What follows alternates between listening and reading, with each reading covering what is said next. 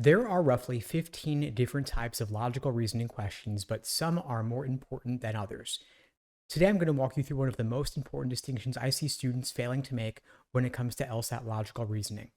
For those who don't know me, my name is Steve Schwartz. I've been teaching the LSAT since 2005, and I personally increased my LSAT score from a 152 to a 175. And the reason I'm focusing on logical reasoning today is because it is now 2/3 of the LSAT, meaning that any gains you make in your understanding of logical reasoning will be doubled across the two sections. Now, as I said, 15 different types of logical reasoning. Here they are in rough order of frequency from most frequent to least frequent. We have flaw, inference, necessary assumption, weaken, sufficient assumption, parallel, strengthen, resolve the paradox, method of reasoning, principle, accept, main point, pointed issue, role of statement, fill in the blank, evaluate the argument, and cannot be true. Of course, given that cannot be true and evaluate the argument are two of the least most common types, you don't want to spend any time on them until you've mastered the more common types. Now, one of the most important distinctions I see students failing to make is that between necessary assumption questions and sufficient assumption questions. If you can nail down that distinction, you're going to be ahead of the vast majority of LSAT test takers. Now, how do you tell the difference between the two? Well, it's about the word or phrase in the question stem that is synonymous with either necessity or sufficiency.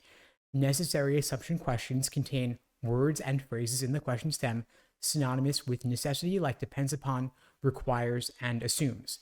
In contrast, sufficient assumption questions contain words and phrases in the question stem synonymous with sufficiency, like allows, enables, follows logically if assumed, and properly inferred if assumed. So you see here that the name of the question type tells you what you're looking for. For necessary assumption questions, we are looking for something necessary in order for the argument to work, meaning that these questions are best viewed as being a very specific kind of must be true question because they are not really asking you for new information. If you already believe in the argument, if you already committed to the argument, or if you're taking the argument as given, you are then logically committed to agreeing with all underlying necessary assumptions. This is why the so-called negation test or denial test works. It's because the correct choice when negated will destroy the argument, leaving no ambiguity at all. That's how you determine if something is necessary to the argument. In contrast, sufficient assumption questions are opening the door to new information, not guaranteed by the stimulus. So what you do here is you run through each of the answer choices, asking yourself, if this were true, would it guarantee the argument beyond the shadow of a doubt? Would the argument be guaranteed 100%, and would the conclusion follow logically, given the combination of the evidence and the new proposed sufficient assumption? If the answer is yes, doesn't matter how extreme it is, as long as it gets the job done, then that in fact is your answer. So extreme language is okay and totally fine for sufficient assumption questions. In contrast, for necessary assumption questions, we want to gravitate towards more moderate language, all else being equal, because it is relatively more likely that moderate language is already guaranteed by the stimulus than more extreme language would be. So to give you an example here, let's say that you wanted to buy a $1 item. If you possessed a penny, that would be required to buy a $1 item, but it would not be enough, meaning it would not be sufficient. So a penny is necessary, but not sufficient to buy a $1 item. In contrast, having $1 million would be enough to buy a $1 item, meaning it would be sufficient. But of course, you don't need to have $1 million in order to buy a $1 item. So a penny is necessary but not sufficient. $1 million is sufficient but not necessary. And you see here there's quite a large gulf between the two, showing you how they are asking for very different things.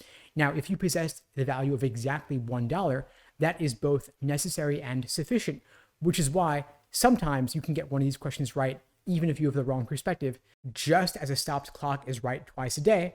But in the vast majority of cases, you're going to get it wrong if you don't have the proper perspective. If you want to work on some examples of questions of each of these types, look up the rattlesnake folktale question for a great example of a difficult necessary assumption question, just Google it. And if you want a great example of a tough sufficient assumption question, look up the handmade wigs question for a tough sufficient assumption question, where, by the way, diagramming is likely to be useful. And by the way, that brings me to another point, which is that for necessary assumption questions, you do not want to diagram those. Those are going to be more informal logic, meaning you want to actually consider the argument as if you were having a conversation with someone. And by the way, I would not diagram the vast majority of LSAT logical reasoning questions. I would only diagram certain categories of them, which would include, in some cases, sufficient assumption questions. Now, if you've been diagramming or over diagramming, you want to change up your approach. And by the way, if you'd like my help on these types of logical reasoning questions or others, there are a wide variety of ways I could support you at LSAT Unplugged. We have live online classes via Zoom, on-demand video courses, small group coaching, and one-on-one coaching. You can check out the links below to find out more and to book a call with me and my team. We'd be glad to help you out. And in the meantime, I wish you all the best and take care.